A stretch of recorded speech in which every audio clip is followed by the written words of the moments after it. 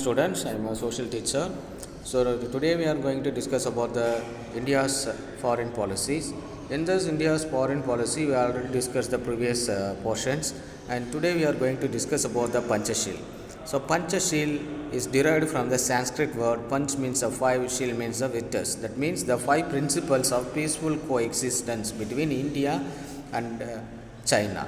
The Prime Minister of India Jawaharlal Nehru and Prime Minister of China Zhou Enlai, they signed the Panchashil on 28th April 1954, which started the two governments entered into an agreement based on the following principles.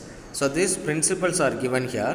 The first one, that mutual respect for each other's traditional integrity and sovereignty, and mutual non-aggression, and third one is the mutual non-interference, and fourth one is equality and cooperation for mutual benefits, and last one is the peaceful coexistence. These are the five principles of the Panchashil. So this Panchashil policy was one of the most important one. So number of countries of the Asia and other African countries also adopting this Panchashil based on the peaceful coexistence.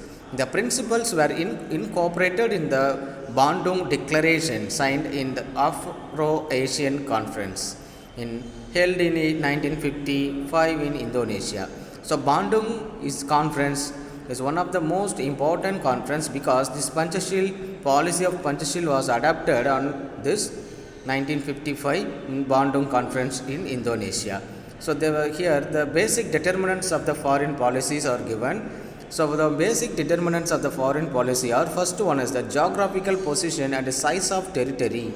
The geographical position means the boundary disputes arose in the previous time or previous decades, but here the geographical position and the size of territory also here determined, and nation's history, traditions and philosophical basis. Another third one is the natural resources. So availability of natural resources, then the Bandung Conference, the Panchashil, the mutual cooperation also was followed, and the compulsion of economic development. So the weaker countries should be developed. So other countries should help for the development of the weaker countries. And another one, political stability and structure of the government. So political stability means the stable government. So set up a stable government in the country, and necessity of peace, disarmament and non-proliferation of nuclear weapons. Here the necessity of peace. India is a peace-loving country, that is why it compels peace. And disarmament. What is the disarmament? Disarmament means the country should reduce their weapons or equipments, and also non-proliferation of nuclear weapons, the avoiding the use of nuclear weapons, and military strength, international milieu. These are the determinants of foreign policy. And next one is the foreign policy in 1950s and 1960s. So in 1950s and 1960s, what are the foreign policies were followed and developed in the Asia. The period from independence through 1950s and 1960s constituted the most idealistic phase of India's foreign policy under the guidance of India's first Prime Minister Jawaharlal Nehru. The first Prime Minister Jawaharlal Nehru, he formulated a number of foreign policies for the development of India and also the other nations of the Asia continent. The new nations that got independence after the long period of colonial struggle found themselves in a very difficult situation with respect to economic development. The new nations that got independence means, so after the Second World War in 1940 and formation of UNO in 1945, that number of countries were declared as independent countries. So after that getting independence from the colonial power, that countries struggle or suffered for their economic development. So here that after that Jawaharlal Nehru given the policy and given an idea to the that particular countries, that means the newly independent countries, for the development of their economic condition. So it was necessary to align with either the blocs United States of America or Union Soviet Socialist Republic. Nehru, India's first Prime Minister, was opposed the rivalry of two superpowers who were trying to extend their influence over the newly emerged nations of Asia and Africa. So after that, the Second World War, in the world, there are two blocks. The countries were divided into two blocks. One is that American bloc, another one is Soviet bloc. So Soviet bloc means USSR, Union Soviet Socialist Republic. So Soviet bloc. So Prime Minister of India who opposed these two blocks, because each blocks they're trying to interfere or extend their influence over the newly emerged countries. So the chose that path of non-alignment. That is why they chose the path of non-alignment. Non-alignment means not allying with any bloc. In the peace, the face of the bipolar order of Cold War and try to form a third bloc of nation in international affairs. There were two blocks. One is the American blocks and second one is the USSR, Soviet bloc. But this time, the India stands the third bloc. That means the non-aligned bloc. So India's policies were adopted by number of countries, and a number of countries joined in the non-alignment movement with India. So here that broadly non-alignment means not trying yourself off with the military blocks. It means trying to view things as far as possible, not from the military points of view, though that has to come in sometimes, but independently and trying to maintain friendly relation with all countries. This is the statement of Jawaharlal Nehru. It was given during the Bandung Conference and non-alignment. The non-aligned movement in 1961. So non-alignment movement of 1961 is one of the major work of Jawaharlal Nehru. The term non-alignment was coined by V. Krishna Menon in his speech at the United Nations in 1953. So Krishna Menon of India, who given the speech in the United Nations conference in 1953, non-alignment has been regarded as the most important feature of the foreign policies. So India's foreign policy, the most important foreign policies was the non-alignment movement, is aimed to maintain national independence in foreign affairs by not joining any military alliance. Already I told you there were two blocks, American blocks and Russian bloc. So here the India did not join the both blocks. So it stands the third bloc, that is called a non-aligned bloc. So NAM was formed with the membership of 120 countries and 17 states as observed and 10 international organizations. So it is one of the major thing. So 120 countries were members in the non-alignment movement and 17 states observes and 10 international organizations. It has transformed from a political movement to an economical movement. So it is the major thing. Another one, the founding fathers of the aligned movement is very, very important one.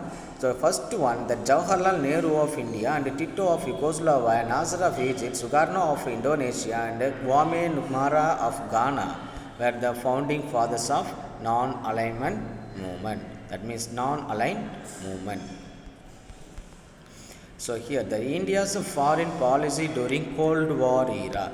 The Cold War broke out between Soviet Union and USA. The non-alignment route did not prevent the India from entering into the alignment with the Soviet Union by the Indo-Soviet Treaty of 1971, 20-year pact of peace, friendship and cooperation. So non-alignment also did not prevent India from entering into the alignment with Russia. Then India embarked on the substantial program of military modernization. In 1947, India also conducted its first nuclear test at Pokhran. In 1974, India conducted its first nuclear test at Pokhran under the Subterranean Nuclear Explosions Project in response to China's nuclear test in 1964 at Lucknow. In 1964, China conducted their nuclear explosion test in 1964 at Lucknow. For this, the counter test was given in 1974 by India in Pokhran. Changing global conditions determined the foreign policy details.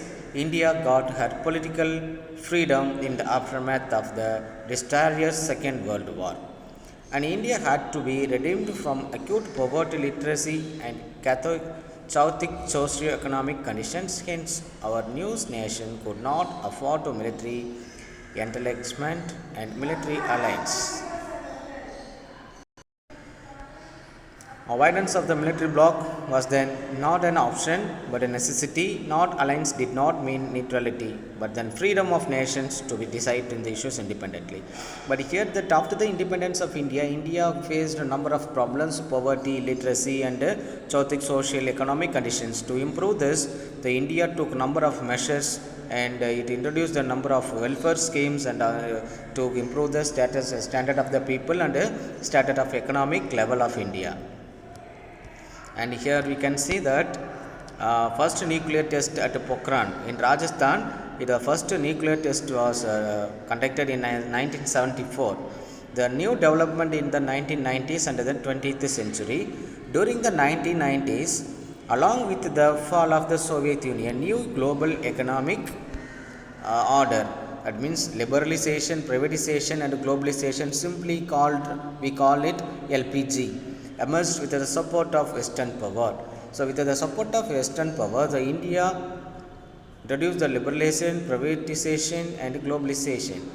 India entered into the pact with the Global Economic Forum (GATT) that entered into bilateral, trilateral, multilateral agreements. In nuclear experiment resulted in intimidatory factors, reactions from the Western world.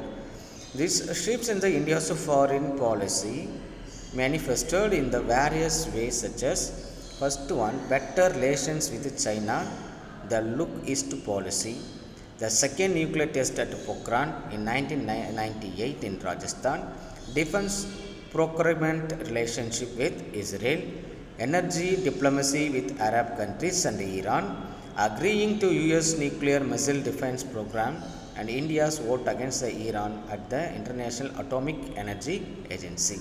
So these are the provisions of the India's foreign policy. India in the resurgent and 21st century.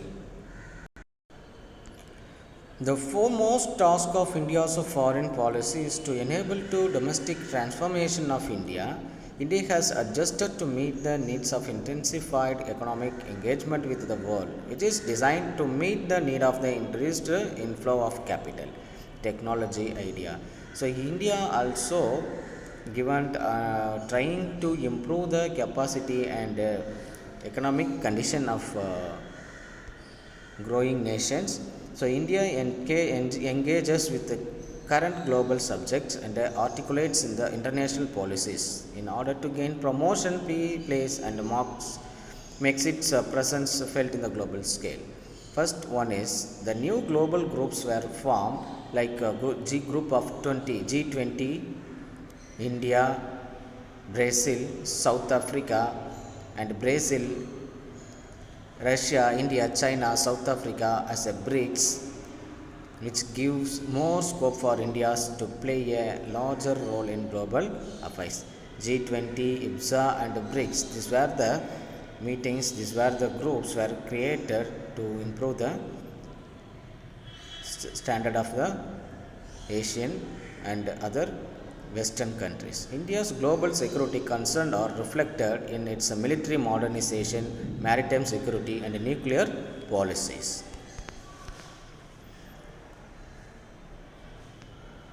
India has emerged as major voice in global decision making and management and as a bridge and balancing power in the emerging global strategic architecture.